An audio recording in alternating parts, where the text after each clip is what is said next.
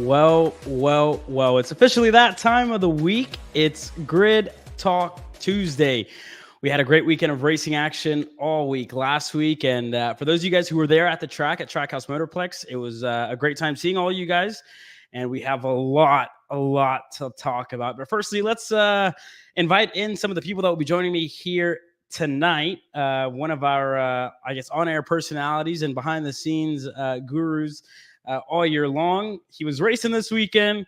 He was trying his hardest to beat the mid-pack allegations. Emory Lido, welcome to the show. It was a great weekend for you of racing, nonetheless. First heat race, you finished fourth, and then you had a couple of other top 15 spots. And then in the main event, we saw you collide with Connor Ferris after, it was a hectic start, obviously starting from 13th. And then you obviously had nowhere to go, hit Connor. But walk us through your weekend, firstly, Emory, because I know it was, very, very action-packed. Yeah, it was one of those weekends for me that was eventful to say the least. We were really quick on Thursday. I honestly thought after Thursday we had top 5, top 10 pace. And then Friday came about, and we really kind of struggled to get everything set up. We struggled a little bit with kind of figuring out how to get grip or how to avoid having too much grip into the cart. And we tried a few different things for happy hour, and it didn't quite work our way.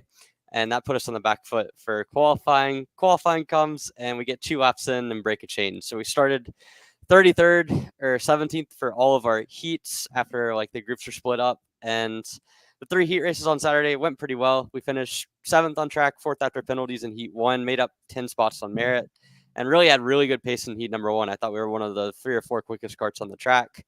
And then heat 2 and heat 3 were so-so. Heat 2 got up to about 8th, and then had a 3 wide incident with Steven Iser and Chris Harrower coming out of turn 1 that dropped me back a few spots. But I ended up 9th in that one. And then heat number 3 did not go so well. We finished 15th on track, 12th after penalties. So that put us 13th for the main. And then in the main event, like you guys all saw, we had an incident in turn number 1.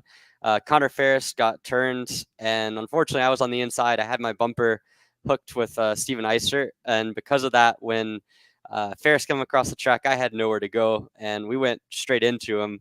Really fortunate it only barely tweaked the cart a few millimeters, nothing too crazy, but that put us back about 6 spots. And then from there, we struggled a bit with a couple of power unit issues. We also struggled with a little bit of a handling issue, but nothing too crazy. And you get back in the mid pack in KA, and it is something special. It's a lot of chaotic racing. So ended up 19th after everything. Not the result we wanted, obviously. I think anyone that finishes outside the top 15 feels like they left something on the table in the weekend. But Correct. It was a good weekend. And considering how stacked the field was, I think we didn't make a fool of ourselves. We didn't look totally out of the element. And I think we learned some things that when I race again at some point in the near future, I'm not completely retired yet. I think we'll be we'll be set up pretty well. So thanks to OH Driver Development for all the help this weekend. Thanks to A to Z Race Engines and everyone that supported me this weekend, because didn't quite get the result we wanted, but hey, that's racing, that's life. We move on. Hey, that's great. I remember after qualifying, you were like, you know what? I think I'm gonna just stay in here with you guys and probably just work after you, didn't have the best of qualifying a little bit further back in the field. But hey, you pulled out of it, and well, bro, it was good. Well, bro, hey, I figured out what the tallest building in Mooresville is. Okay. I'm not gonna say what it is, but things were discussed after qualifying. Life was not good, but we rebounded to very good results, so I can't be too mad. It was a good recovery after a tough start to the weekend. Well, I took me a while to get that joke, but got it now, and good to know. But another guy who was racing this past weekend, not at Trackhouse Motorplex and not in the United States, was the one and only Alexander Searle. Was racing 1600s this past weekend up in Mosport, because it is in Canada, and Canada does have Mosport in there. If you guys watched last week, you'll understand that joke. But yeah, it was a great weekend for you, right? Couple of fourths after your return in the seat, so not too bad on your return. You want to update us on how it went for you after deciding not to work with us this past weekend and leaving us so you can go and race yourself? Yeah, I decided to go pursue the whole driving thing again. First time in the seat in racing side of things in a year and a half. I tested 2 weeks ago, but it's always different when it's actually the race weekend. Butterflies start to kick in. So I missed that feeling for sure. But for me, I think it was a good weekend. Like you said, a couple of fourth place finishes up there in Mosport, but left a bit on the table. I think the first 2 races for me weren't great. Pace wise, needed to find a little bit more. Third race, like I figured it out. And then I made a mistake a couple laps to go in the lead group. So that's racing. I mean, that's 1600. That's 1600 driving. One mistake and you're out of the draft pack, and that's all it takes. But yeah, the BGR boys, Brian Graham Racing, put together a great car for me, and on to the next one in Shannonville in a couple weeks' time. So yeah, the Toy Tyler 1600 series, great series to be a part of. Love what they've got going on over there in Canada, and yeah, Mosport is in fact in Canada.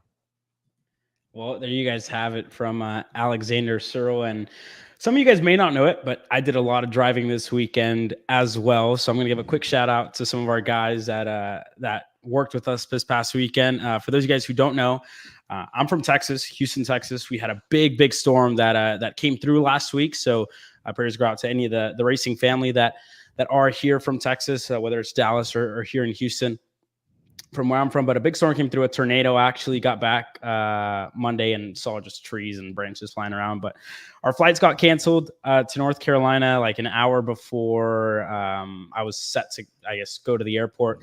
And so for some of our guys in Dallas, Massimo Sanchez Lara, who's on the show last week, and Riley Can, one of the guys who was working one of the cameras, all of our flights got canceled the day before we were going live. So we're like, all right, I guess we're going to drive. So me and Can drove 4 hours respectively from him from Amarillo, myself from Houston and Dallas, met up with Massimo, and then we booked it 16 hours straight to North Carolina. And that was pretty tough. Got there 2 hours before we went live, and that was great. But a big shout out to the dedication that Massimo and Riley put in to be there.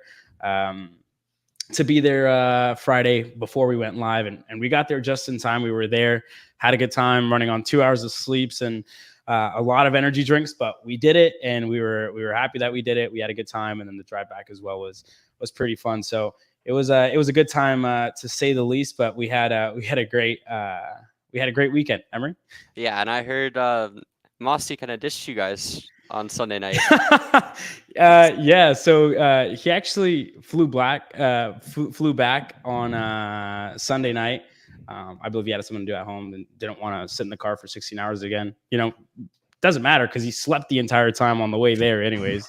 I took the night shift. Riley drove throughout the morning. Actually, fairness to Massimo, he drove 4 hours like before when we were like on the edge of North Carolina when I had driven in. So I drove like middle of the night, could barely see. Kaleb's an overachiever. I was like, I'm not stopping until the wheels fall off of this thing. We crash or we're at Mooresville. Oh my God. And then That's I parked dedication. And I was like, I literally parked at the next like stop gas station we had. And I was like, well, bro, I'm getting kind of tired. So I got in the passenger seat and just passed out. So yeah, it was a good weekend though. The stream flew super well.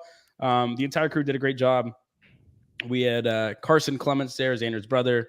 Trevor was there, co-owner, Kart Chaser. Jerry Fandry was on the camera. Riley Can was on a camera. Kaleb Gaffera was on one of our cameras as well. He did a pretty good job for it being his first time. Myself, Massimo Sanchez Lara, and Xander were on air, and it was a pretty smooth and flowing weekend. So to say the least, it was pretty good. Brandon Simone, AKR Factory X Factory driver, was there.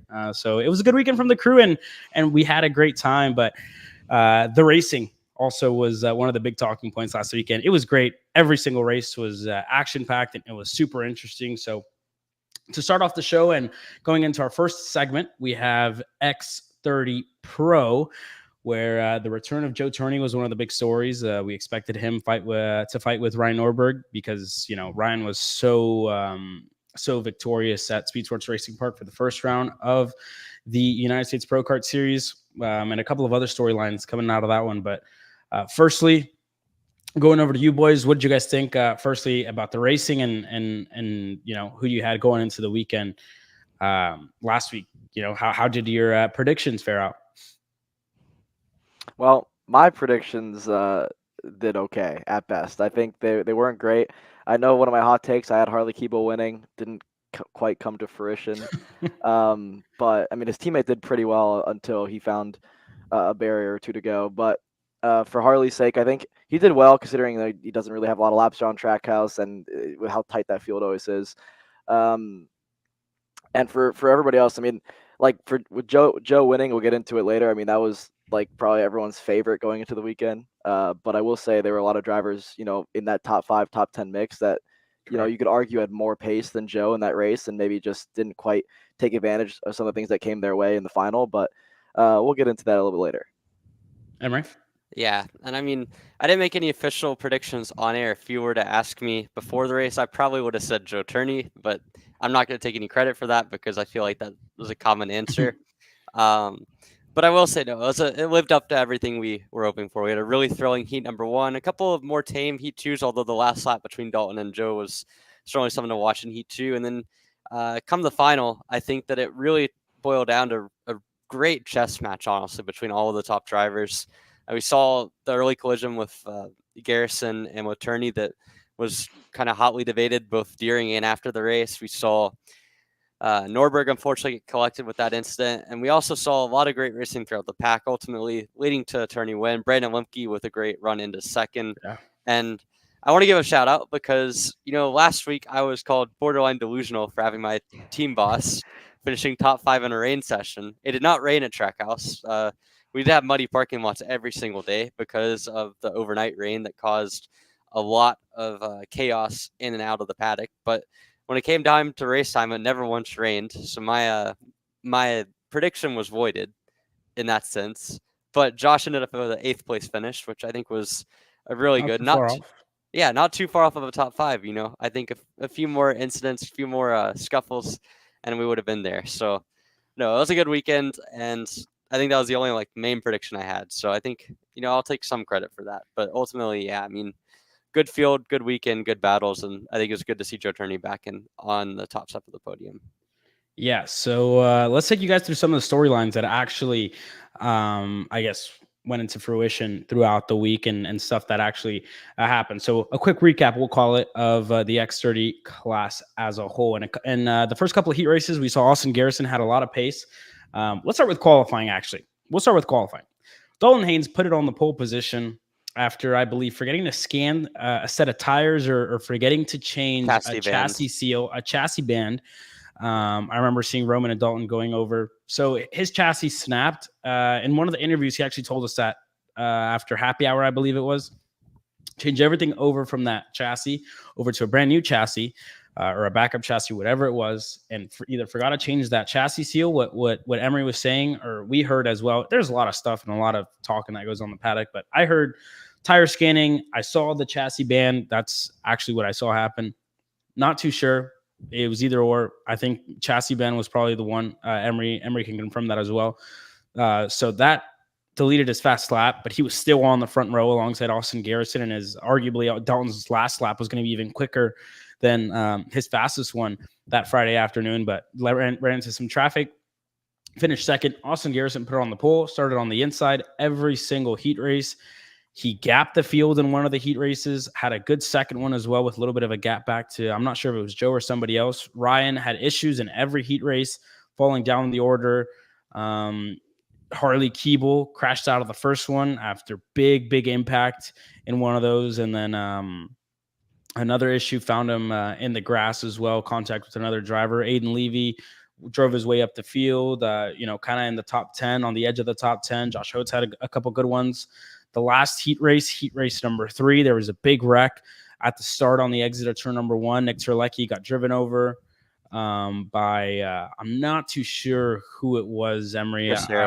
Chris Harrower was the driver who drove over Nick Terlecki, ripped the suit, whatever, banged up, but a lot happened in that one, and that was pretty much what we saw. I mean, the turnout was pretty similar to what we saw in Texas. The field size was kind of the same. I think we had like 2 or 3 more drivers this time out at Trackhouse.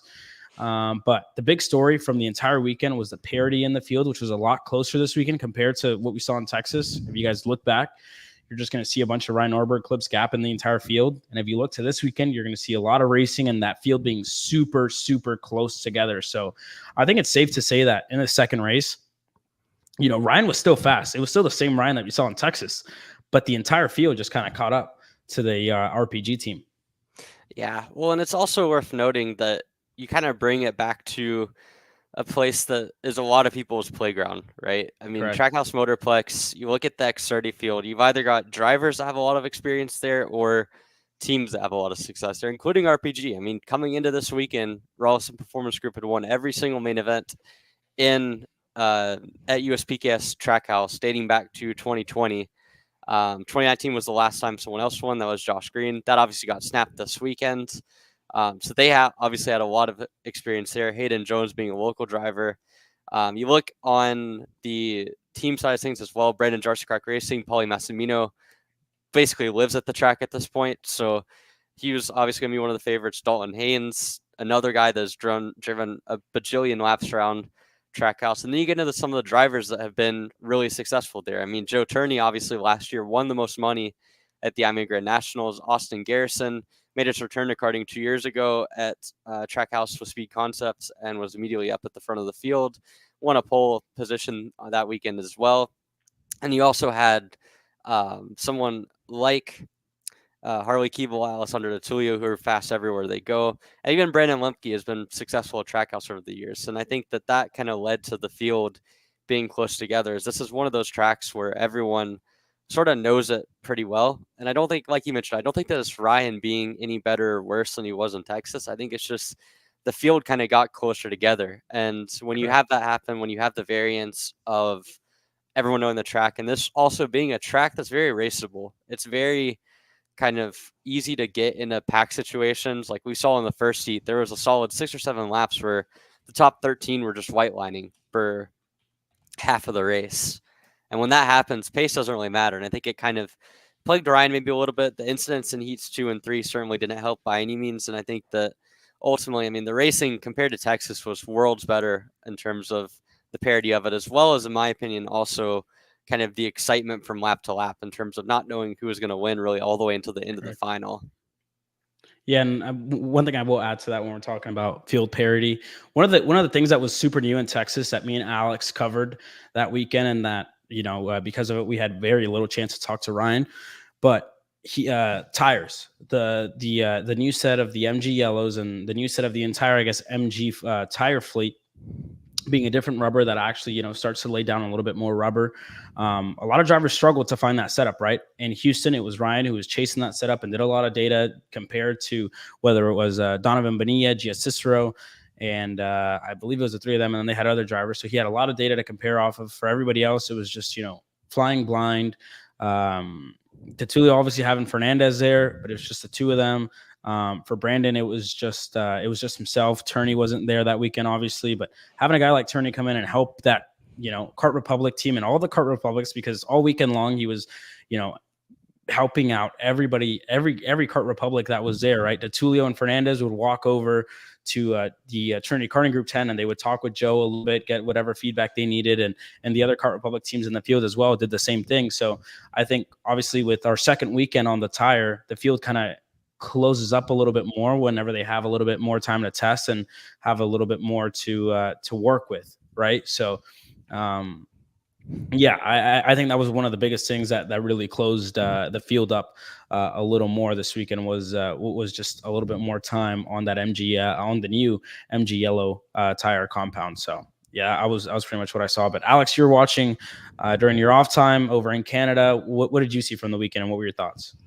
I think what we saw is a culmination of what both of you said, right? Well, the first thing that came to my mind when you asked the question was exactly what Emory was talking about in terms of this track is kind of like the Barcelona of like the karting scene, right? Where most of these drivers, especially in the pro field, have laps here, or at least no laps here. Have an owner that has laps here. In some way, they have laps around Trackhouse Motorplex, and a lot of them this is their wheelhouse, right? So when you go to a track like Trackhouse, the racing's always expected to be close because the drivers have a decent sense of what to expect. And it's a raceable track, like Emory said. This is a track that has the straightaways that you need to kind of maintain, a draft if you're a little bit off the pace, but it has the hairpins, it has fast sweepers, it has a very passable last corner in turn 11. So I think it's something that when I watched the races throughout the weekend, I was like, this is what I expect from Trackhouse, but I think it lived up to expectations and then exceeded it. That final in the pro senior race was very, very awesome to watch. Like you mentioned, chess match all throughout. We'll get into more of that race later on in the show here, but I think a couple of drivers there, could have made some better passes towards the end of that race to maybe put themselves in a better position. But Joe put himself in the best spot to go out there and win the race. And that's something that you see around this place, right? If you see a lot of drivers try to get to the lead early and then maintain the race. Emory talked about the ability to white line around this track as well. So I think Trackhouse, it's what makes it one of the best tracks that we go to every single year, right? It's a raceable track. Most drivers have experience around here, so the racing's always going to be good.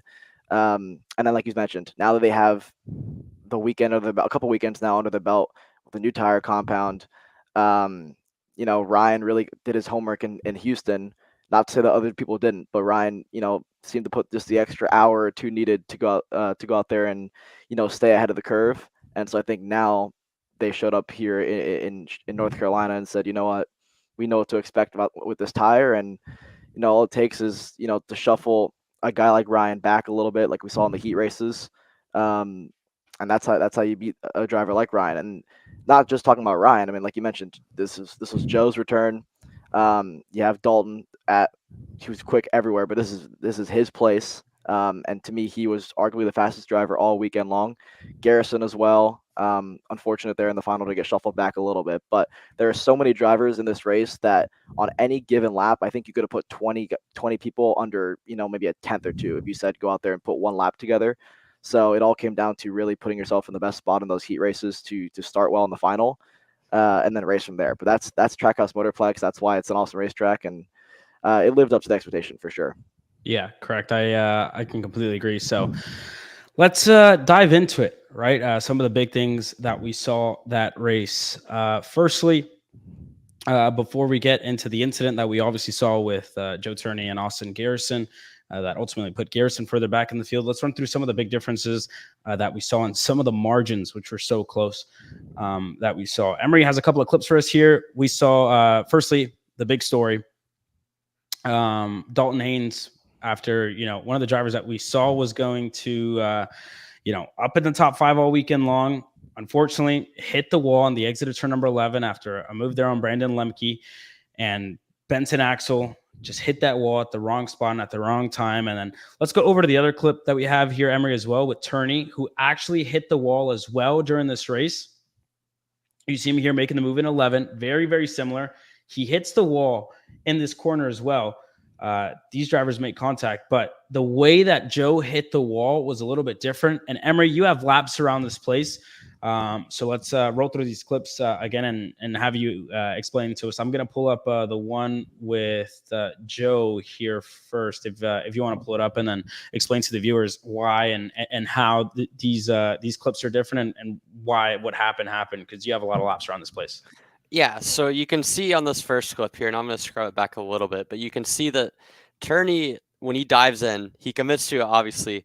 By the time he gets to center corner, right here, you can see this is the exit of the corner, but you can see when he gets to center corner, he's on a trajectory where he knows that it's going to be extremely close, and he's going right there. You can see he knows at this point he's overshot the corner. He's still going wide, and his momentum is going to carry him wider. So you're getting to the point there that at that point you're kind of along for the ride. What he decides to do is he straightens the wheel out. By the time he gets the exit of the corner, he's carrying the wheel straight, and he's kind of trusting that the kart's gonna stop carrying him all the way out to the barrier before he gets all the way there. And he grazes it with a side pod. You can just about see. I mean, he is right on the limit. If it goes any further, it sucks him in. And that's one of the most challenging parts about this racetrack, is that if you go just a step overboard with those barriers, you can graze them and it's fine. But if you go just a little bit further, it's going to suck the kart into the barrier. And then in contrast, you can see with Dalton, when he gets into here, you can see he sets up the move on Lemke. Lemke actually backs out of it really early. If you notice, the braking zone that Lemke takes is not as deep as Dalton did in the first heat. And you can see when Dalton gets to the corner, he slides wide, similar to Turney. He also at this point will have known that he's going to overshoot the corner. And Dalton's approach to it is to take a little bit of extra wheel input into the kart to try to get it out of the barrier. You can see he's turning, and he gets there, and he's already made contact here. But his rear axle hits first because of the angle that he's turning it. And honestly, I think he was still probably a little bit too far along, and he was going to hit the barrier with the side pod enough to where it would have sucked him into the barrier either way. Because he takes it with the right rear that hits first, you can see the kart hops when he hits the barrier. And that means that it's hit the axle, it's sucked the axle, and it's completely bent the rear axle, and that shoots him across the track and spins him out. And then obviously this was a very sketchy moment for everyone involved. But it's really fine margins when you get down into it. And to me, I think that was the biggest story for Dalton. You can debate the racecraft all you want. I think that Alex and I were talking a little bit pre-pod about kind of the decision-making of Dalton. And certainly I think that maybe if you looked back on it, passing Turney a lap or two earlier would have been a slightly better decision just because he knew he had a pack behind him. He knew that at any point, once Turney started to white line, it was going to get sketchy, and it was going to get to a point where possibly Lemke was going to try and make a move like he did in the double rights. But as far as the move itself goes into 11, I think it's just real fine margins. Like if Turney overshoots that by a centimeter more or an inch more, then we're talking about a completely different weekend for Joe Turney. We're talking about the same thing happening to him, or maybe not the same style of crash, but certainly him being stuck in the wall and out of the race throws your whole weekend off. And on Dalton's end, if he undershoots that just a tad bit more, you're talking about a completely different race. He probably doesn't catch back up to Turney, but he at least has a second place, a podium position, and a really good end of the weekend. So it's those fine margins. I think, like I mentioned, when you get past the apex there and you've carried your trajectory into the corner, you're kind of already lost at that point. Like when Turney gets to this point right here, a little bit further, give me right here. When he gets right to this point, he's on he knows at this point he's going to overshoot the corner. And at that point, they've committed their braking zone. With Dalton, it's same sort of stuff. He knows that he's going to overshoot it. You kind of just got to trust the go-kart. In Dalton's case, it went a step too far. In Turney's case, it was just barely enough to keep him on. And so I think that that's the finer margins of karting. And I think it was really fascinating because when Dalton hit the barrier like that, it immediately kind of brought me back to that thing or that pass that Turney made in heat number 1. And so it's tough. It's unfortunate for Dalton that an incident like that led to that much of a consequence, but that's racing. And I definitely think the barriers did their job in turn 11 and making the passing opportunities tougher, but at the same time safe in the sense that the barrier wasn't going to get thrown into the crowd or thrown off onto the track. Yeah, and you know, talking to Xander, that was one of the big talking points that we had. I mean, Alex and yourself, you guys both have laps around this place as compared to me. I was just making sure the mic was actually unmuted before, but yeah. We were talking about the barriers a lot before the weekend even started, and we were wondering what sort of layout there was. And one of the big differences that I saw, and there was a change also on the Sunday morning compared to what we saw Saturday afternoon.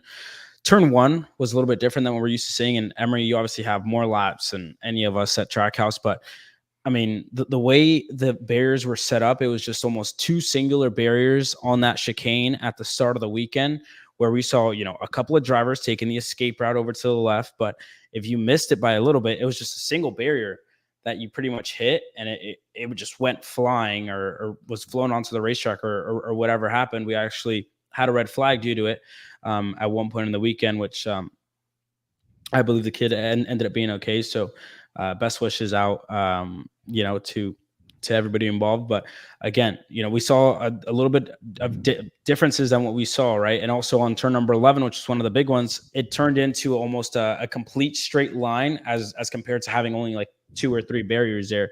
Because we saw a lot of kids either overshoot it and ending up in the wall, which the barriers did exactly what they needed to do, and closing, you know, whoever was involved. The kids like Marco Romero, who was in one of those crashes, as well as Ben Gahn, if I'm not mistaken, flipped in that corner and ended up being okay. But I really was happy with the way the barriers were in turn number 11. We talked about it. You can kind of overstep it a little bit push the margins, but if you push too much, you ended up in the wall. And for the majority of the time, everybody ended up being okay after we had wrecks in turn number 11 and elsewhere. So I think the barriers really did their job, and I think the change on Sunday was a little better for the chicane in turn 2. Yeah, and it's also worth mentioning that they tried different things throughout the weekend in turn 1 and 2. Correct. Like Thursday, they had the barriers almost completely open, which meant that you could, in the K, you were barely braking into turn 1. It was almost just a lift and send it through the chicane. And then Friday, they tightened it up a little bit. Saturday, they tightened it up a little bit more, and the barriers got pushed out. And then Sunday, like you mentioned, they went to a more double barrier approach than what they had on Thursday and Friday. So I think that all of those things worked out pretty well. If anything, I felt like the corner was maybe a little bit too open throughout the weekend. Certainly 11 or 1? Turn 1. Turn 1 and 2, but it's the same complex. So you exit 1, you go straight through 2 or something like corner. That's just marginal things. I think turn 11, they make a really good decision with how they solve that, making a line barrier. And I mean, honestly, like it was far enough out that on a normal racing lap, if you weren't making an overtake, you really shouldn't have hit it, honestly. Like it's kind of one of those things that the only time you would really hit it is if something was wrong with the cart, or if you're making an overtake or getting overtaken and overshot it or something of that sort. So I think it was there for safety. It kept people from overly abusing the runoff, but it also was safe in the sense that you didn't have a singular barrier there that was getting thrown on the track or something along those sorts. Alex, anything to add?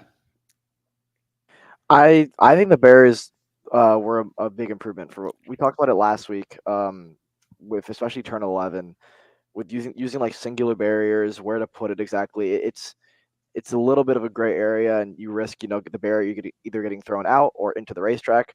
I was really pleasantly surprised when I tuned in throughout the weekend and we saw one continuous barrier in 11. I think that's the best thing they could have done, because even if you do hit it, like we saw with Turney, like we do with Dalton especially, and a couple other drivers throughout the weekend, in much larger incidents, that barrier doesn't get moved that much. And if it does, it's a heavier barrier now that it's a much longer barrier, that it'll get moved a couple of feet out, but it rarely will ever. It's really difficult to have that thing thrown onto the racetrack and thrown near the fence line. So it did its job there. It did its job in containing drivers to maybe not use so much of the racetrack on the exit of 11 without the consequences. And it didn't change the driving at all, because we saw some incredible passes. We'll get into some of the passes that we saw in 11 later on, but we saw some people go around the outside there, and that's something you don't see every day. So yeah, pretty cool. And Emory, I believe we have one more clip, if I'm not mistaken, where Turney actually hit the wall. I believe he hit it twice in that race. One of them, I believe, made contact with, I don't know if it was Ryan or Dalton. One of them goes up in the air for a split second, and that happens. But the margins were definitely being pushed, and I guess another look. Oh, that's the one we showed. So yeah, you can see it. This is where there it is. Yeah. That's where it happened. Yeah. So, but yeah, I mean, nonetheless, that was pretty much. I guess that's the one I was talking about. So that's the one we saw. But I guess we're now on the topic of contact, which no pun intended. But we saw obviously some contact in the X30 Pro main event, middle stage of the race. Well, not middle stage of the race. There was if you really split that race up into, I guess, stages or parts of it, you saw the first part of the race that was like very angsty. A lot of people were passing. We saw a lot of passes for the lead in the first 5 laps. The middle of the race kind of, calmed down just a little bit after the contact with Garrison and Turney, which we're going to go over here in a bit. But then right in the middle of the race, wherever Paulie Massimino and others were catching back up, that field just got slammed completely together here. So it was definitely, there was definitely a lot of passing in that one. And we saw, it was just kind of like in waves, right? It really, at the start, it was, kind of really angsty, really, high pressure, whatever it was. And then it kind of came down a little bit, and then you saw the contact and it went back up.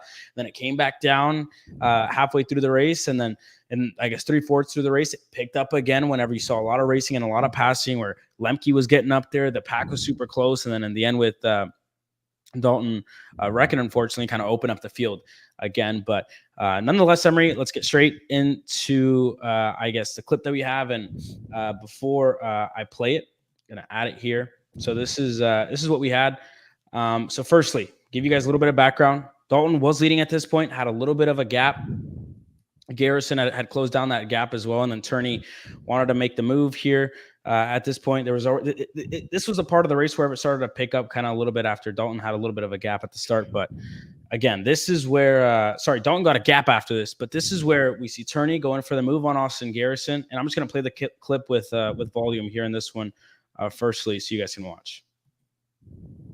Good early. He said he felt like he had a long run car, and right now he's trying to hang on to it as Turney hops the front tire of Austin Garrison, and he gets it. Norberg around in turn 9. Ryan Norberg out, entering a double right-hander. The number 1 plate trying to avoid the chaos of Joe Turney and Austin Garrison and the reigning series champ. All right, so there's a lot to unpack from this clip.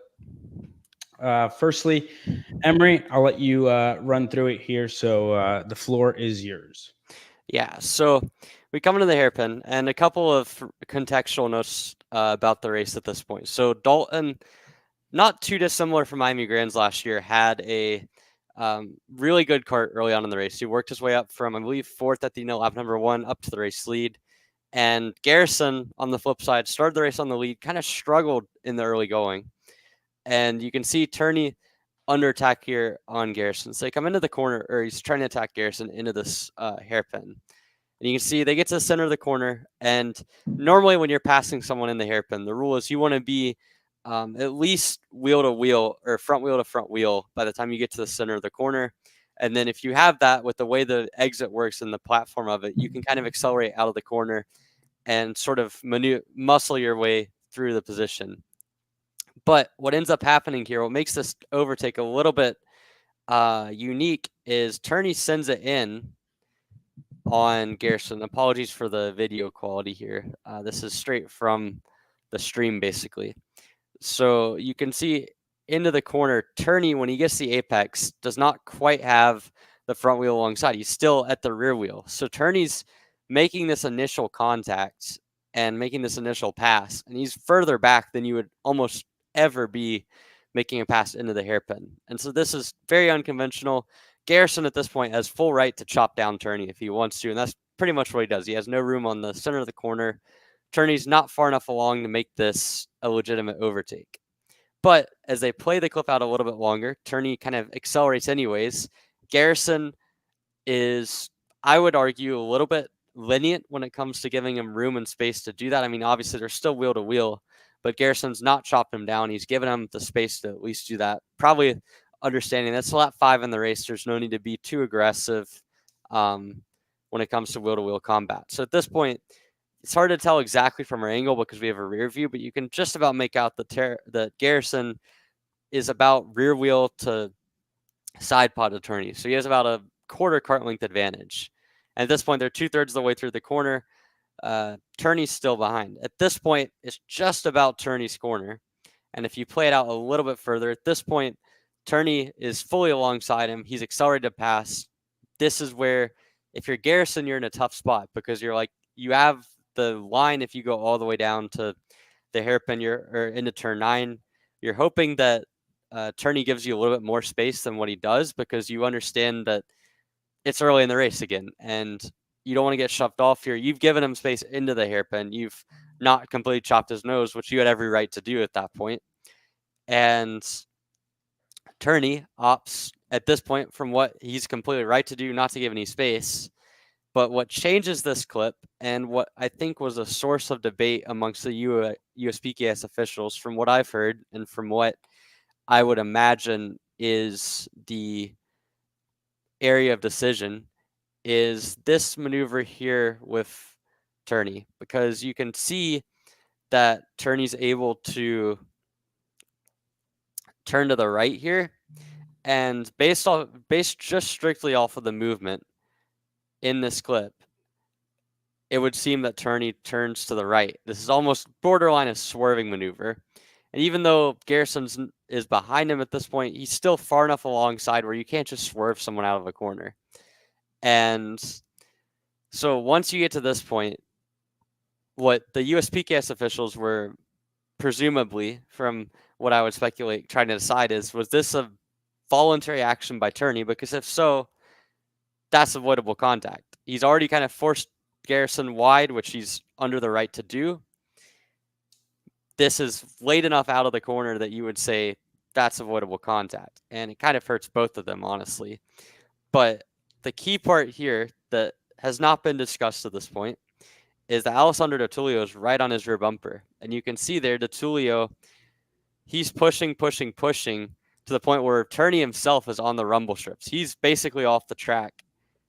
And he's getting steered at this point wide and still getting pushed. So as he gets pushed and he's putting wheel into the cart, it's what causes him to snap to the right. You can see that. You can see Turney makes wheel-to-wheel contact. It throws him off in the dirt.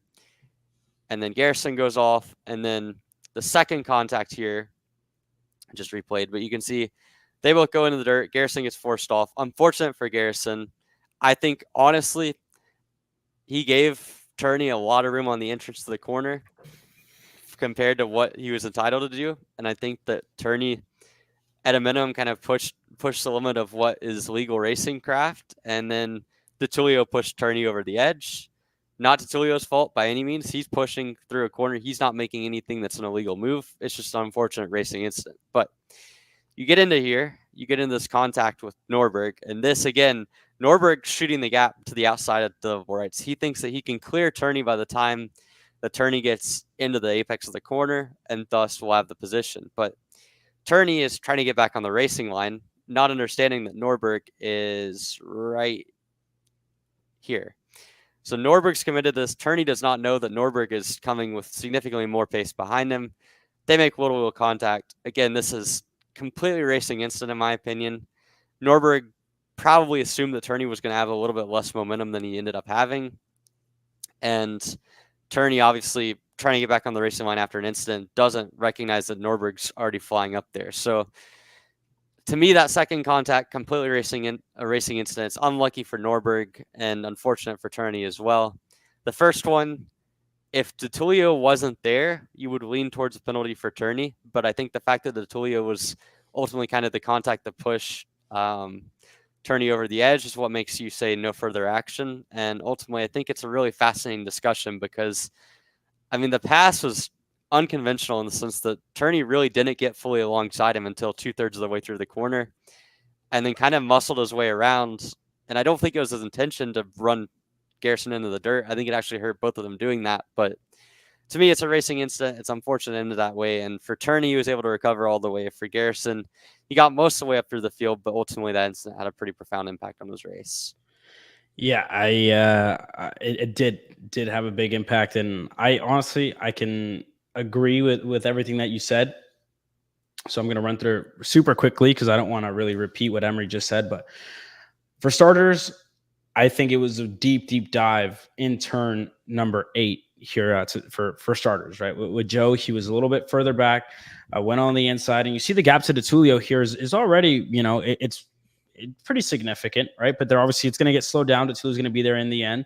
So you move through here, and Emory, you said it well. He has half a bumper here, so Garrison knows he's there. You see Garrison's head move over a little bit, and he recognizes that Turney's there on the inside. And I think everything that you said about the statement, Emory, was complete true.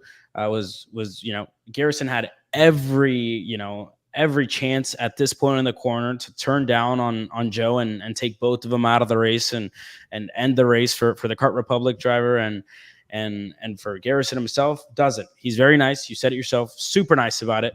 Gives them as much room. I mean, you can fit a family of 5 with the room that Garrison gave Turney there in the corner. I mean, it was a lot of room compared to what we saw from others who actually turned down. Garrison was super nice about it. Here, they were super respectful to each other all weekend long, talked really well. And I mean, and this point of the corner, you see, Garrison knows Turney's not going to back down. They're in lap 5. Garrison doesn't want to risk too much. And by seeing this video, he slows down, lets Turney have the gap right here. Joe's already ahead, where Garrison could have, motored his way around the outside or whatever it been, and they could have made contact further in the corner. A bunch of what ifs that we saw, but still here. I mean, at this point, and whenever you're growing up in racing, they tell you holding it around the outside isn't the best thing to do, whatever it is. And I think Garrison here, what he does is slow down. And at this point gives Joe the corner. He's like, all right, you're not going to back down. Cool. Whatever. Go ahead and take the corner and go ahead of me. So I think what Austin wants to do here is to slow down, lifts off, doesn't break. But by the time he lifts off, Joe's already, carrying his normal momentum, the same line you would take if it was just yourself. But obviously he has Garrison on the outside, and where it gets difficult, like you said, Emory, and why I think they made that contact. Garrison at this point, with Joe taking the original line, you go over the rumble strips and find yourself there on the right side of the racetrack where you kind of just clip the grass just ever so slightly, but it was super wet. Garrison at this point doesn't think he's going to make the corner with Joe moving so far right. So he tries to turn in, hits Joe, where Joe also is moving to the right. So like you said, a little bit of a racing incident. They kind of come together like this with Austin trying to come back onto the racetrack and Turney trying to take the normal line. So they kind of come together and everything just goes off. And then the Tulio's right there. So Garrison, I think regardless of whether he breaks or whatever it may be, he's either losing 3 spots because Massimino is right there, or Ale moves over to give Austin the space.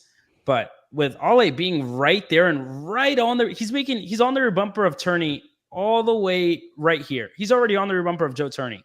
So Garrison either loses 2 spots or it's going to be 3 here with Paulie or whatever it may be. He's losing a lot of spots, to say the least, in 5 laps into this race. So with Ale being there, and I think this is why the penalty got overturned, Ollie's right there, and there's no. I just really don't see the room where Austin finds a line to get back on the racetrack. So I think just unfortunate, and you can call it a little bit of a racing incident. I know Joe got the penalty in the first place for the contact and what could have been avoidable contact, but I think doesn't fully know that the Tulio's still there and still pushing him. And I saw when they talked after, Turney kind of was like, I had nowhere to go.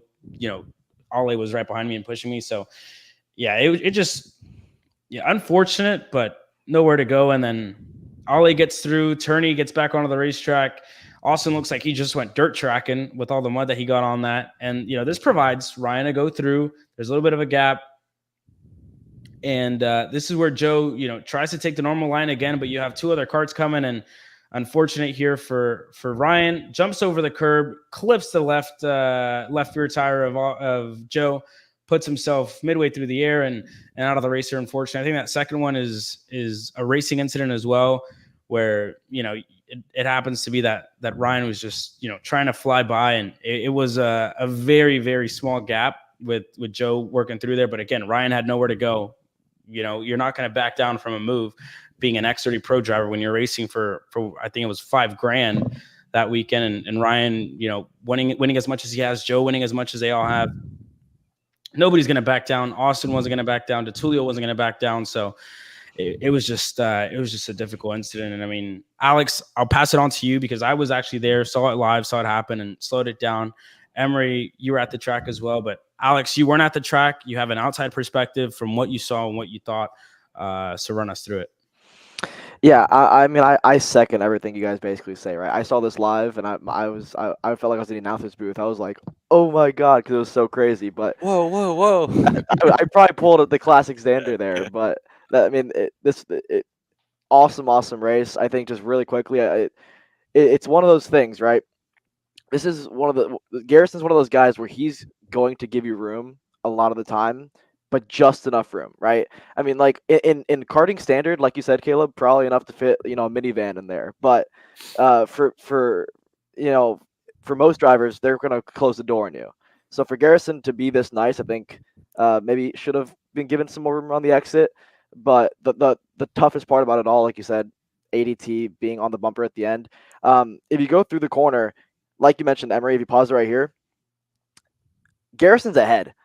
So this is actually, even though like Turney's on the inside, technically it's still Garrison's corner. He kind of dictates it. But then as you get towards the exit of the corner, Turney's go-kart is still facing towards the outside of the racetrack, and they make contact right here. And that is like what kind of sets things off. Because when you have that initial tire to tire, it just, you keep, getting sucked towards that driver. Second contact there. And that's why Turney's go-kart all of a sudden has a little bit of extra wheel put into it. And so he's facing, towards the straightaway between 9 and 10. And so at this point, he has not much control over his front tires anymore. And that's when ADT really closes up. And that's where all of a sudden you have a three-way contact between Turney, Garrison, and then ADT with, the bumper to the back of Turney. It was a perfect storm. And Austin, unfortunately, was on the short end of it all. I mean, it's just one of those things where, like you mentioned, Emory, you said it perfectly, I think. If Ale wasn't there, I think it's pretty safe to say that that penalty probably isn't overturned. But with ADT there, it all of a sudden paints a different picture. And, it's really hard to tell kind of Turney's motive and whether or not he maybe wanted the kart to float out there more than he would have liked. But knowing Turney, that wasn't the intention at all. So it's so unlucky for Garrison with the pace that he had all weekend. Who knows where he would have finished if this didn't happen. And then for the second incident, I agree with you guys. It's just one of those things where it sums up Ryan's weekend, I think, in terms of just wrong place, wrong time. A lot of the races, especially here. I mean, with the rapid speed that he was closing on Turney, he can't go inside. So you have to go outside at this point. And I don't think he expected Turney to go back onto the racing line so quickly. And that gap was large when he started, and it was much smaller when he was at the center of the corner. And so for Ryan, I mean, that it's just so unlucky. And it's a racing incident. Turney did not mean to, close the door on Ryan. But obviously, after an incident, you're in the top three. You're trying to, not lose too much ground to Dalton and them. So you're just trying to get your head back into the game. And so for Turney, he was kind of just thinking of turn 9 than he was thinking of, who's behind him. And so unlucky there. But I think for the Garrison one, it was just it was a perfect storm or a bad storm if you're Garrison. And I will add something to that. I know, Emory, you have something to add too. But really quick, while we're talking about turn 9, so on the exit of this corner, we saw it a lot this weekend. If you have the inside on the exit, even if you're side by side with another driver, whoever was on the inside of turn number 9 usually had the better run on the exit. And if you were stuck on the outside, you got stuck out there and didn't have the best of runs. I mean, we saw it last time Joe Turney raced on this racetrack at Miami Grands. Joe looked for I believe it was the move was defending from Dalton. Dalton was on the outside, got a good exit. They both were side to side. You see, it was literally the last lap, the last 3 corners of this race. Dalton was on the inside. Joe was around the outside, got stuck on the outside, lost a lot of time, put himself off the racetrack in that one. But it was the same thing. I think Joe, again, was thinking about the corner ahead in turn number 9. He's like, if I give the space to Austin, who's next to me, he's gonna get me again in turn number 9, and that's gonna open up the gap to Dalton. And whenever you're driving, you're like, we can't let Dalton get away, and if we keep fighting this and that, I have to let Austin leave him on the outside or whatever it is and force him a little bit wide. So I really think Joe let the momentum of the kart kind of do its work, and that, let Austin find himself on the outside. But again, if DeTulio isn't there, then it's another thing. But DeTulio, obviously not DeTulio's fault in any sense of the way. Obviously we have no issues. And I really want to emphasize this with Joe, Austin, or DeTulio. Not saying we're not blaming anybody or putting the blame or pointing the finger at anybody, not trying to call anyone out. We're just talking about the incident as a whole and why what happened and give our perspective. Everybody's going to have their own, and we have ours as well. So if DeTulio isn't there, Garrison's back in line, but DeTulio was there because he had the pace in the main event, and it's not DeTulio's fault. Garrison found himself on the outside. It is what it is. Racing incident, penalty got overturned. But go ahead, Emory. Yeah, so I just want to make one more quick point here, right? If you go back to the very entrance of the corner, and Turney's already committed the move, obviously. You see this happening. The thing that makes this overtake difficult is Garrison outbrakes Turney here. He gets from the entrance of the braking zone where it's front tire to side pod to Garrison damn near clears him before the entrance of the corner. And if you're Joe Turney at this point, if you're the most successful driver in the world over the last year. If you weren't that successful, if you came back in the tent as like a junior driver and you went through this situation, process-based thinking, you'd be like, well, this was a very risky overtake. You can't really let yourself get outbraked into the center of the corner, because again, then Garrison has the wherewithal to close the door, and if he wanted to, he was fully within his right here to chop Turney off. It would have probably resulted in a crash, knowing that Turney was going to make the move happen and how significant this moment was. But Garrison has every right to shut the door here. He outbroke him into the corner. He got almost clear of Joe Turney. And if you're Turney here at this point, you're kind of realizing, to your point, Kaleb, if you don't make this move happen, if you get to this point and you're stuck on the outside, he knows Tulio is behind him. He probably will have looked back, or if not, he'll have heard his bumper or felt his bumper on the rear bumper. But for all he knows, this could be 2 or 3 go-karts behind him. There could be Paulie, there could be whoever, Brandon Carr, whoever was in that 5th, 6th spot that are going to be right on the scene. So by the time he gets outbroken into the corner and gets kind of lost at that point, and I think we've lost the video and Kaleb at the time, but by the time this happens and all of this has gone down, Turney's suddenly in a situation where you don't have the chance. You're kind of stuck on the outside. You don't have that move created. And quite honestly, he was fortunate with the way that contact worked with Garrison to where it ends up and he's not facing the barrier in the double rights or like in the gap between 8 and 9. Like, he was facing towards the barrier, as you mentioned, Alex. And if that wheel-to-wheel contact, it's like a lottery. You know, sometimes you're on the good end of it and you just hop tires. Sometimes you get thrown to the right side and spun around. And I think in this case, it's a rare moment where I think JT was pretty much perfect throughout most of the weekend. And certainly the second half of the final, his racecraft decisions were on point. But I'll be the one to say it. As a guy that finished 19th in KA and has no racing qualifications from the last week, I would say that as far as the incident goes, it's a racing incident and no penalty should have been assessed. I think they made the correct decision there. But just from the technical side of things, I think that Turney got away pretty fortunate from that one to either not lose a lot of positions from it or not get in a crash, because he was in a rough position on the entry to center of the corner, and then consequently on exit, he kind of got thrown in a situation where they're making wheel-to-wheel contact and he was facing towards a wall. So again, not going to be the one to say that Joe Turney doesn't know what he's doing. He's obviously made a really good move throughout the race. He was able to get himself up to the race lead, but I think this particular incident was one that he got a bit fortunate to not end up worse. And I think had there been more contact, had it been a crash, you would say that you'd come back to the Kart Republic tent and Turney probably would have been feeling like he had to broken a little bit more aggressively to have gotten himself clear at this or alongside at the center of the corner. Because again, that's what kind of created the root of the incident. And then after that, it just made it kind of worse from then on. Yeah, well, you mentioned it, right? It was actually a good point that I meant to bring up of Garrison outbreaking Turney, but I think he kind of outbroke himself a little bit, because if we had the video and you could slow it down, he got monster understeer center of the corner, whereas Turney's hands are almost straight. He got that cart rotated much nicer. So for Garrison, trying to outbreak Turney, outbreak himself a little bit, and that's why, halfway through the corner, Garrison has Turney kind of cleared, and then 2/3 of the way, all of a sudden Turney got a bit of a run on the exit. He got the throttle sooner, and then Turney opened his hands, kind of used up Garrison a little bit, I'd say. Again, this is all racing incident. Maybe I'd say no fault. But if I had to lean on a side, it would be more on the Turney side. Obviously, this is pretty much nothing to do with Austin being on the outside, but he got used up a little bit, right? He had side-to-side contact 2/3 of the way through the corner, and then the contact at the end of the corner.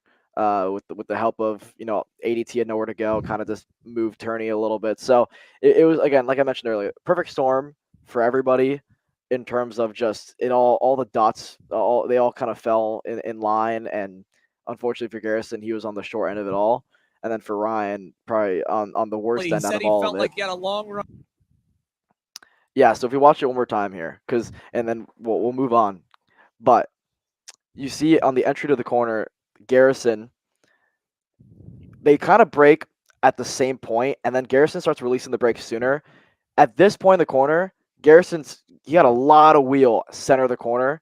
Obviously, you're on the outside, you're going to get the understeer, but you saw the contact initially with right there. Garrison had to unwind the wheel. So now they're both facing towards the straightaway between 9 and 10. And you see Dalton, you see DeTulio has the Kart rotated. Turney and Garrison are facing, towards that wall. And then as they get the second contact and then the third one that kind of finishes the deal, that's where things get a little bit interesting in terms of maybe Joe could have put a little bit more wheel into it to get out of the way of Garrison. But once that first contact happens where the tires, collide, it's kind of like when you hit the barrier on the exit of 11 where it just sucks you in. You really can't get out of that situation. You collide once, a second time, and then the third time.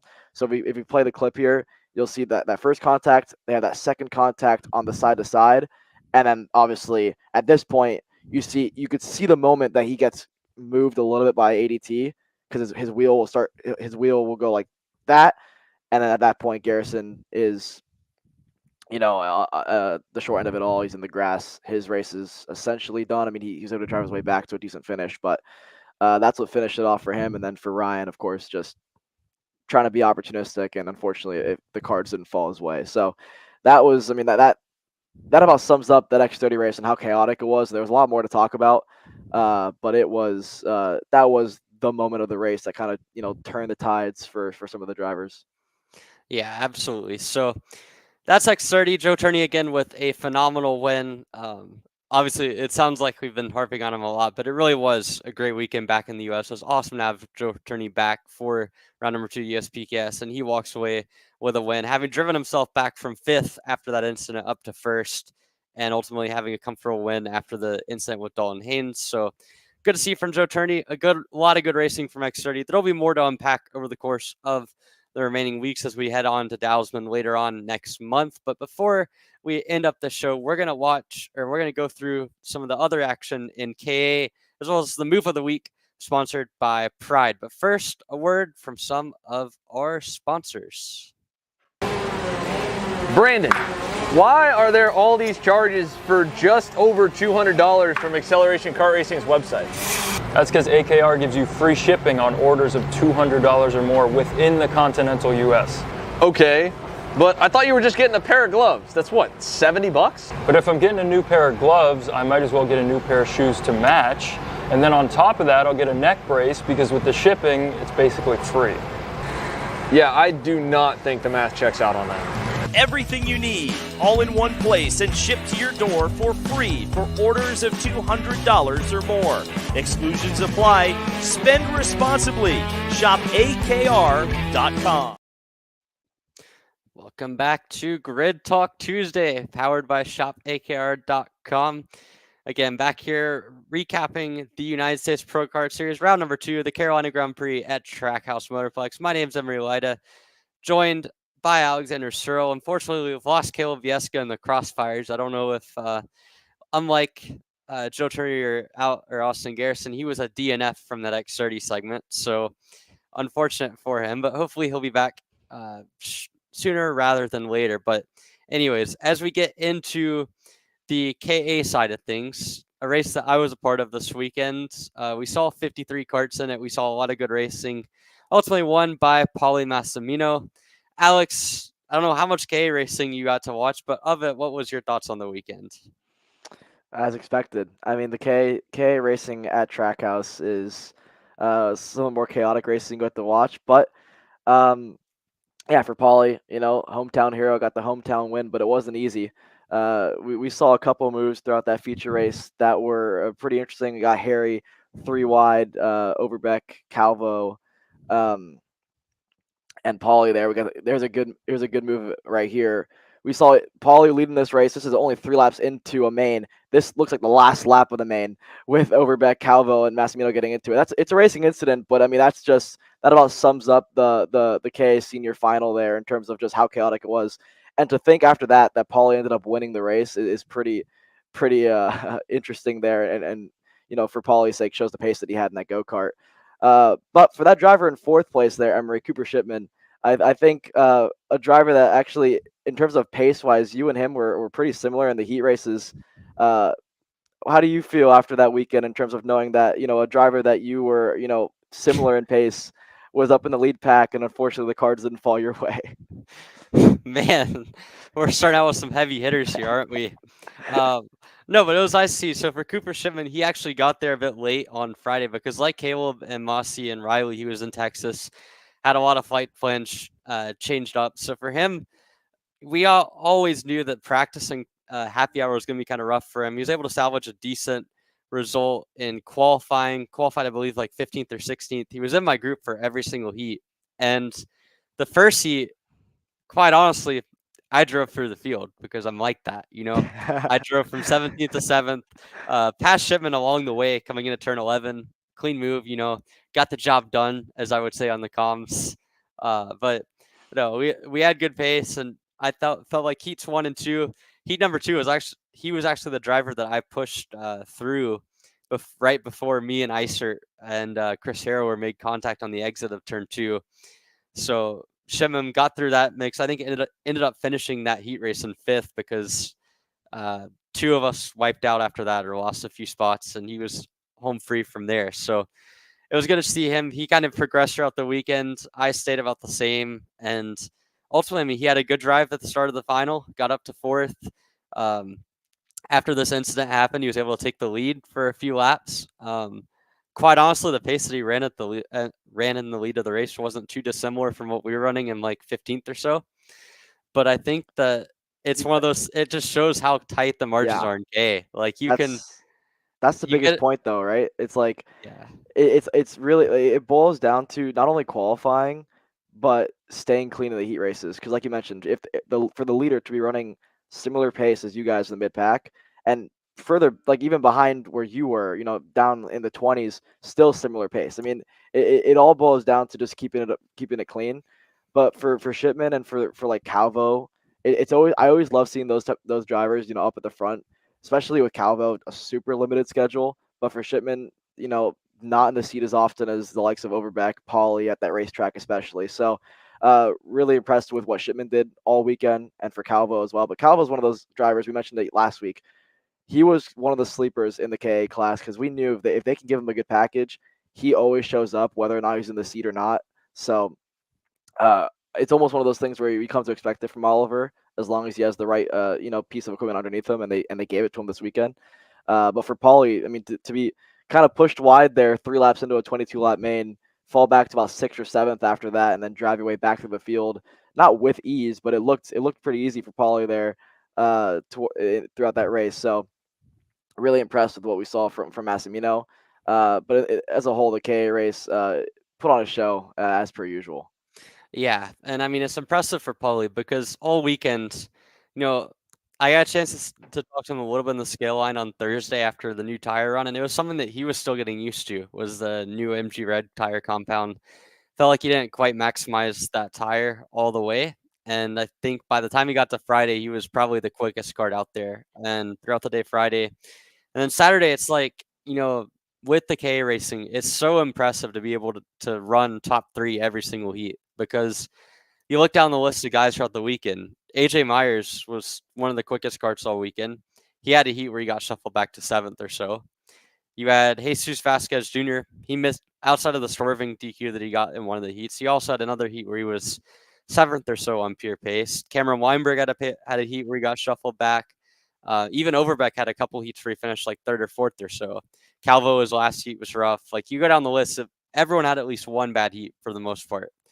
Pauly did not. Every single heat he was in the mix. He didn't win all 3 of them, but he was competitive in every single one. And I think that it just shows that when it comes to the absolute top level drivers, they'll find a way to bring themselves to the front. And I think that, on a personal level this weekend, like, we felt like we were always missing a 10th or 2 to be all the way up at the front. And I think Friday we kind of missed the setup just a little bit. Saturday we were pretty close for 2 of the 3 heats on setup, and then Sunday we had issues in the final that unfortunately kept us from really having a chance to compete for a top 10. But I think that when you look down the list of the guys in that field, someone like Fernando Luque or Austin Olds finished around where we did.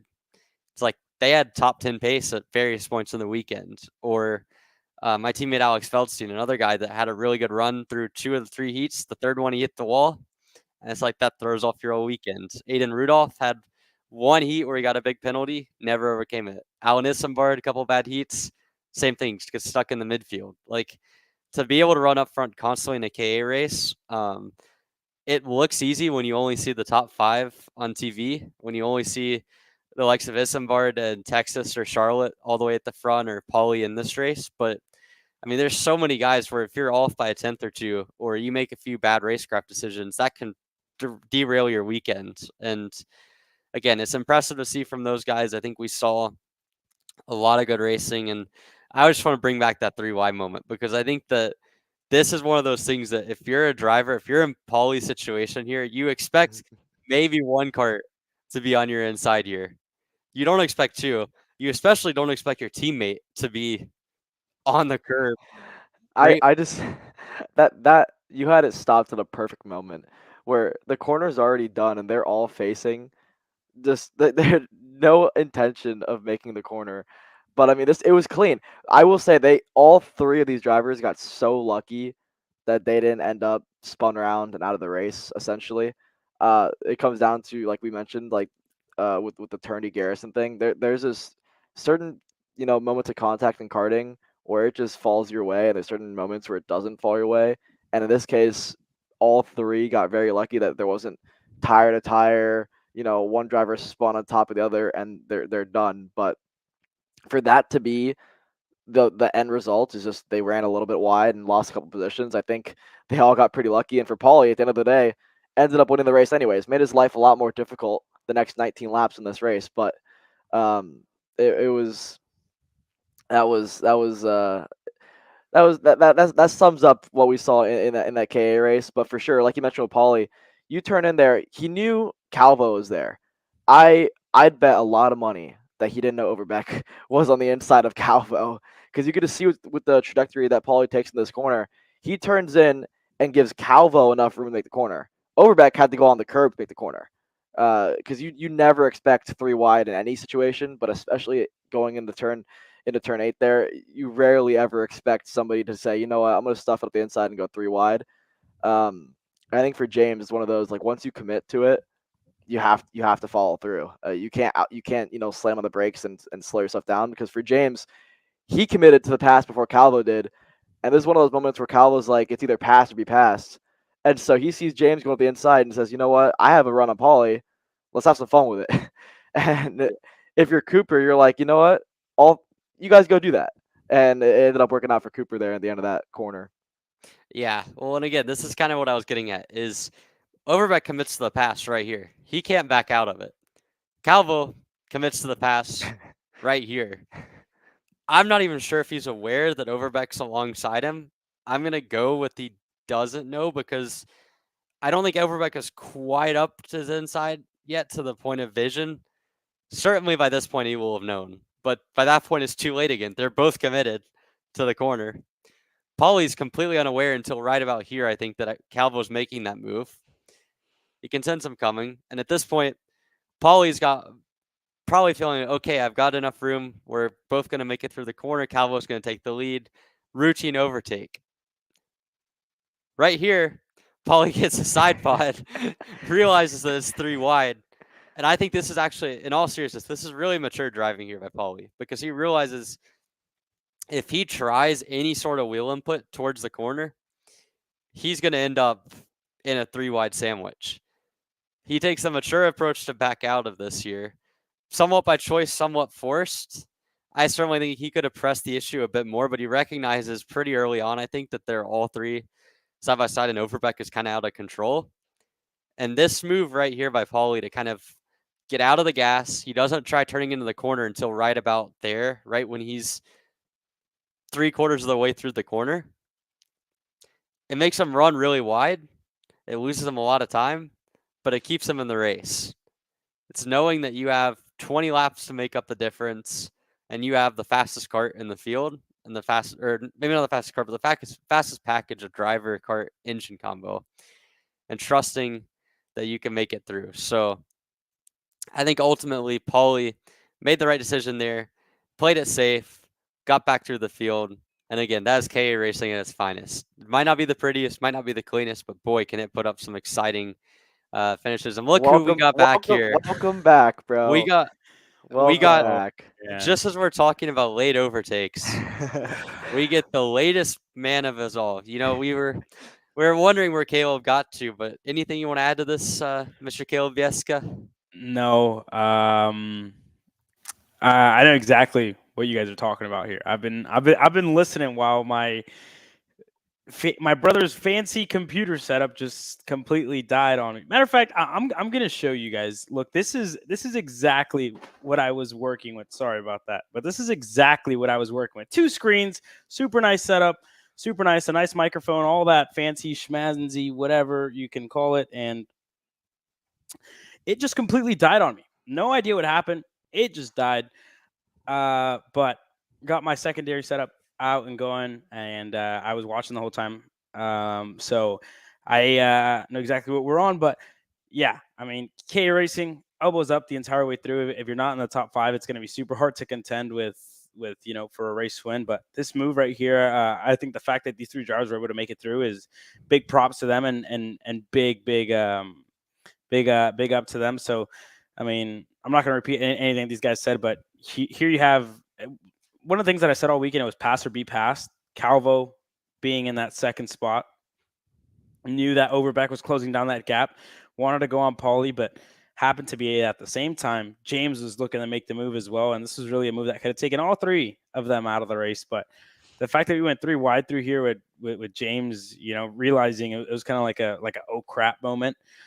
For better words, it was an oh crap moment wherever you have the 2 drivers on your outside, and you're like, well, bro, I'm already here. I'm already on the inside of Calvo. It was just wasn't expecting it, and they come together a little bit, but mature driving by Paulie, knowing all 3 of them aren't making the corner, and then it was Christian Miles who took the lead. So. Was it Miles or I think it was Shipman? It was Shipman. Wow, bro, I haven't paid attention, man. I mean, I know exactly what these guys are talking about. Yeah, because you were actually here and didn't have setups. Nice for you, pal. I'm not even gonna say anything. To quote the famous Kaleb Vieska, my stuff died, but I know exactly what you guys are talking about. I was listening the whole time. And Christian Miles went into the lead of the race. I forgot, dude. But the rest of the clip plays out as it shows Cooper. the kid from I'm not gonna take this slander, you guys. The kid from Texas. Okay. Enough of this waffling. But whatever. We're not going to go on about this. Let's move on to the next segment. Okay, so anyways, KA Racing, very good. Coming into this podcast, I was like, we'll let Kaleb kind of be the main one running the show because I was racing this, and it's kind of hard to hold up. I gotta show this. Emory Light isn't playing on the track any longer. Hey, I finished top 20 in this race despite having multiple things. I had a Kart basically upside down. Or not upside. Wow, I'm out of it. On top of me in that final in turn 1. In fact, I should have clipped it for this podcast. And I had other issues. To finish top 20, I'm kind of washed. I'm not gonna lie, but we did a pretty good job this weekend. I'd wager that if you threw either Kaleb or Alex in my cart, we would not do any better. Alex, maybe if he had a whole lot of support. I think Kaleb needs to lose a little bit of weight, to be on K weight. But maybe once that happens, we can throw him in a CRG, No. Get you in behind the package and see what happens. I'd be slow. But no, yeah, it was a good weekend in K. I think Paulie had a good weekend. Obviously, for Overbeck not closing the door with 2 to go, I think we'll haunt him for a little while. But, I mean, James Overbeck, he's shown so much pace. I think the racecraft is starting to come into its own. I think it's a matter of time before he breaks through. Other big stories from that weekend, Christian Miles finishing second. Overcame a difficult Heat 1. I'm not entirely sure what happened to him. It was some kind of power issue. that limited him a bit in that race that caused him to finish, I think it was 16th, but the rest of the weekend really well. And then on the flip side, some guys I think had some rougher weekends. I mean, besides myself, because I'm not that important, but Connor Ferris got caught up in a turn 1 incident. Alan Isambard, I think, will be a bit disappointed to come away with like an 11th, I believe it was. Steven Eisert had a great showing to get to pole and qualifying, but the rest of the weekend didn't quite end up how he would have wanted. And then guys like Fernando Luque, Austin Olds, and Eli Warren, I think, would have expected a little bit more from the weekend. But still, just shows how stacked that field was. And I think the racing throughout the field was about as good as we got. I mean, Kaleb, you were on the sidelines. You were watching it all. You were talking about it all. What all did you think of the KA racing? I mean, from the start, start with qualifying. Steven Eisert, what a qualifying session by him. I mean, the kid from California put it up at the front, and I really think that this is one of the first times that we've seen Steven really, impress in this KA class, really come into his own. Really come into his own, as Alex said, Mountain Dew. But it's one of the times, I don't want to say one of the times he's impressed me, because he's impressed me multiple times before this year where he's been fighting up at the front. But seeing him get that breakthrough pole position was pretty cool for him, and seeing the effort from the Sodi team, getting podiums for the total of like 5 minutes in both classes. With Dalton Haynes and Steven Eisert, I really think was pretty cool. So big congrats to Steven on that pole position. Obviously, didn't end the way that he would have wanted. Fell back in the field a little bit, and that was unfortunate. But to see 52 karts start that main event was kind of crazy, and it was something else. And Steven did win Rock Vegas last year, and that was pretty impressive. And it was great to see him do that. But this year, with the sheer pace and the sheer amount of class in this field this weekend, was something else. I mean, you had Emory Lida running in the field, right? No, but all jokes aside, you had, I would say, a really strong field this weekend at Trackhouse. I mean, anybody inside the top 15 really within a real shot of, whenever the green flag drops for qualifying, anybody within a real shot of winning. Anybody in the top 15, anybody within there could have really put it up there. And I think the fact to come out away with the pole position there was pretty cool. Yeah, and before we move on from this, I just want to say shout out to Luke Welcome. Yeah, getting a heat correct. win, because for those of you who don't know, he's been in and out of the kart a lot the last couple of years. He was really good in Homestead, and that's his home track. He has a lot of laps around there. But I said last week that I expected Luke to be up towards the front of the field, knowing how he did last year in Trackhouse and the amount of speed that he has. I think, again, the racecraft kind of hit or miss at times for him, especially at tracks outside of Homestead, but he really put it together this weekend. And honestly, again, unfortunate with a penalty in the first heat that put him back through the field, but the second and third heats really well. Got the win in the third heat, ran in the top 10 with guys like AJ Myers all weekend long. And for a guy with a lot less testing time than some of the other guys in the top 10, I felt like was really impressive for Luke. And it made me happy to see him do really well, because I think that he was a great story from that weekend. Yeah, a lot of big stories. I mean, I really thought the racecraft as a whole wasn't that bad. I mean, anything, we talked about this last week, anything outside of the top 15 where Emory found himself, or anywhere outside of the top 10, anything out there, elbows out, you're going to be throwing haymakers as soon as the green flag's out. You're going to be trying to knock. So I want to compare it a lot to, I guess, I don't know what I'd compare it to, but I guess Grants. I can compare it to that, or I'll really compare it to walking in the street, right? Walking in the street.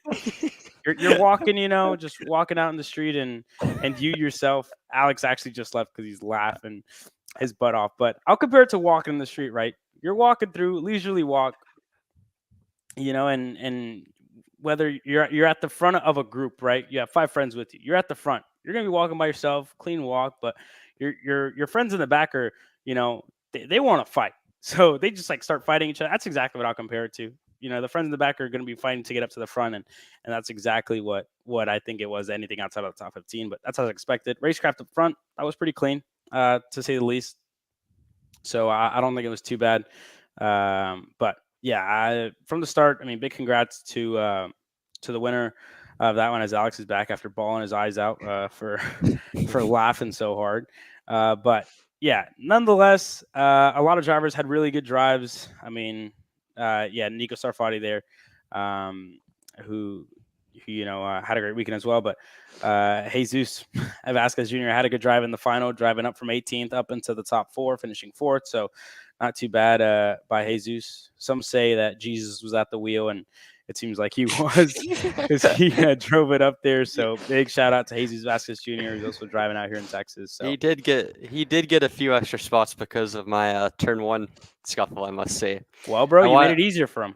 Yeah, I gotta say, I get a partial assist on that one. But no, Hey. I mean, Jesus still drove from about 13th to 4th in the KA race, which was extremely impressive. And for a guy that probably has a fraction of the laps around Trackhouse as anyone else in the top 15, really. Like, if you went down the list, I think he's the only one that would have run less than 2 races there over the course of the last few years. So for him to come away with the top 5 was really impressive. And I think it sets him up really nicely for the championship. He's second to Cooper Shipman. I think he's got to be one of the favorites going forward. Yeah. Favorites for sure, and we saw a lot of other favorite stuff. But before we get into the closing segment of the show, big congrats to Paulie Massimino. We'll give a round of applause. Paulie Massimino getting back on the top step of the podium. Everyone's late on the round of applause. So, but anyways, we're gonna take this quick commercial break. When we come back, we're gonna get into the move of the weekend, the shirt that I'm wearing. After we have another winner, we saw Gavin Bailiff win the first one, and we have another winner here this weekend. But before we get into all that fun stuff, let's say a quick word from our sponsors. So you finally want to get behind the wheel, huh? Yeah, I've been shooting for 3 years and I've never got to drive. Well, you're going to need some more gear than just your helmet. Why don't you go to shopakr.com. They got their inventory online, and they'll ship it the same day if you order before 5:30 p.m. Eastern. They got shoes? Yep. Gloves? Yep. Rip protectors? Got those too. Can they make me go fast? No. Here at Acceleration Kart Racing, we've got everything you need to get on track. What happens next? Well, that's on you. Check us out online at shopakr.com. Alrighty, well, welcome back after some great words to Steven Iser. Well, bro, I mean, Steven had a good weekend, finishing just outside of the top 10, but whatever, qualified on the pole, and that was pretty good. Not a bad weekend for Steven, but another kid who didn't have that bad of a weekend has grown up in North Carolina and has done a good job. We don't have a guest for those of you, kind of like, oh, somebody special's coming out. Note, you're stuck with myself, Alex, and Emory here. Let's go to the move of the weekend, and I actually have to upload this after switching everything over to this one. So let me upload this real quick, and here we have it open. And I think, to say the least, before Emory wants to cut me off here, to say the least, Carter McMurray absolutely deserves this, and this was a super, super easy pick, I think, from the start. So let's watch it.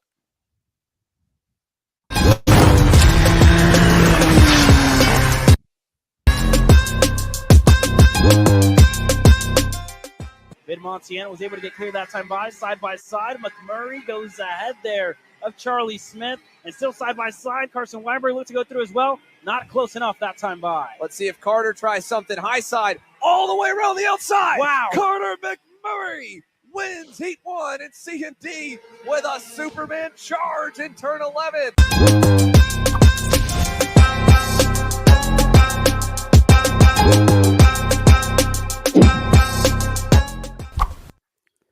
What a move. I think, to say the least, has to be a contender for move of the year. Has to be a contender for whatever you want to call it, because Carter McMurray absolutely killed that one. I mean, I don't know what else. I was left speechless when I saw that. Whenever I saw him kind of go around the outside, I was like, oh, he's just going to get stuck there, whatever. He's going to have to fall back in the line. Mid-Montana's winning inside, whatever. And then you see this kid just rip it around the outside, has the space from the barriers, and get into the front. Goodness gracious. Carter McMurray. Round of applause. What a move. Oh, Kaleb, you were late. I was late. Kaleb. I didn't know you guys were going to applaud. That's unreal. You said round of applause. All right, let's try it again. Round of applause, Carter McMurray. Round of applause, Carter McMurray. Hey, I'll elongate this one. Round of applause, Carter McMurray. Anything to add, boys? I will say I've seen that move maybe 3 times, so it's very rare, very impressive from Carter. I unfortunately was on the Enzo Vimonti inside of it once because Austin Osborne cleared me Womp around womp, the. pal. Womp womp. All I Hey, have to bro. add to that. Hey, bro. Hey, bro. I was a part of history. I was a part of one of those moves. And well, let me bro. let me tell you, when I got back in the tent after that one, people said some things that I do not want to repeat on air to me about letting that happen. So Enzo, I mean, had a brilliant weekend, 2 wins in the main event. But I'd rather not think about what was said to him after letting that happen around the outside of turn 11 in one of the heat races. I mean, congrats to Enzo Vimonti, an awesome weekend, sweeping the 2 class. I mean, winning in a 66 kart K junior field, controlling that race, and then also winning an X30 junior was super impressive. But hey, I've been in those shoes around the outside of turn 11 in a race with less consequences. But again, Osborne in his prime in 2019, it's not a fun feeling. But for Carter McMurray, that is quite the accomplishment, quite the move. And again, I mean, it sucks. I don't think we're going to see as much of Carter in a kart in the next few years, knowing that he's moving more towards the legend scene and it's going to go towards the NASCAR route. But to see him pull that one off in one of his last junior races was super impressive. Yeah, I mean, Alex, anything to add? Yeah, go ahead. just a really impressive move. I mean, that's for sure move of the weekend to rip the outside there, especially with the new barrier in place, so you have a little bit less room to play with. I think it for sure caught Enzo off guard, and for an area that you already don't see a lot of passes, inside of 11 is where you would see it normally. Outside of 11 is pretty tough, and to carry the speed on the outside, not do what Joe did and what Dalton did, clip the barrier on the exit. I mean, he's playing with some really fine margins there. So it just really impressive stuff, and like you mentioned, very well deserved move of the weekend.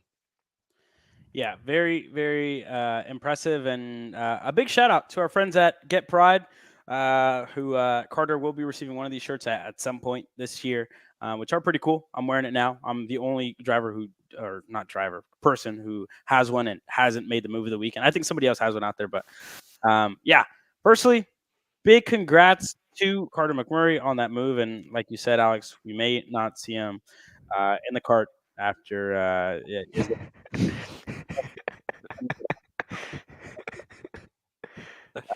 whatever happens, and you grow old and leave the sport, and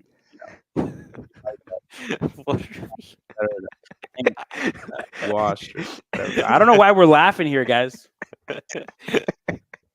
Whatever. That's gonna be it for tonight. No, No, I think. Well, wait.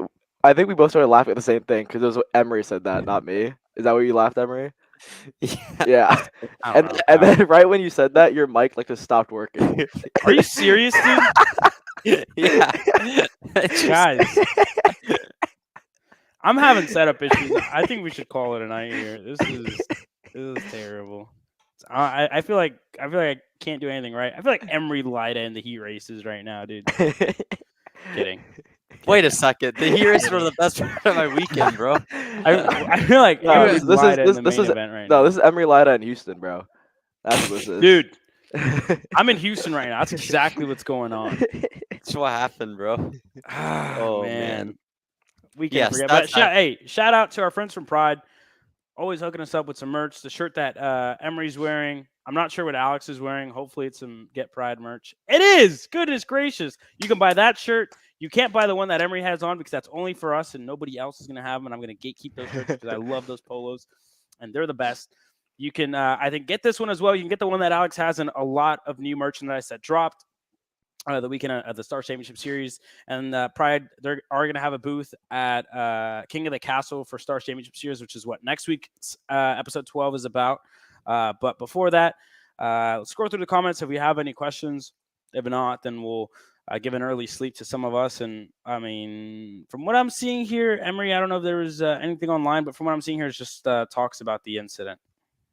Yeah, I think that we covered a lot of the incident. I will say that if anyone has any extra input, I mean, certainly would love to discuss this going forward because it was one of the most significant incidents that we've seen all year long. And I'm sure that there will be more to talk about in the future, but ultimately not a ton else coming in. But I mean, appreciate everyone who listen this week. And again, I mean, Kaleb, for me this week, it wasn't the best of weeks. It wasn't the worst of weeks. It was a week. Yeah. But on track, my performance not as good as the broadcast that you guys put on. So Hey, this is another weekend in the books. yeah, another weekend in the books for sure. I mean, Emory was out there racing, Alex was out there racing, but 2 weeks from now, we go back live on the obviously big show, and we have the Pro Show coming back with the Star Championship Series. We'll be back live next week to preview the Star Championship Series Pro Show and everything to come. I believe we do not have grassroots this week, if I'm not mistaken. I don't want to speak too soon because we may, and if I don't shout them out, I may be in trouble. But All right, it is what it is. Alex, are you working this weekend? No. Kaleb, are you working this weekend? No, I'm okay.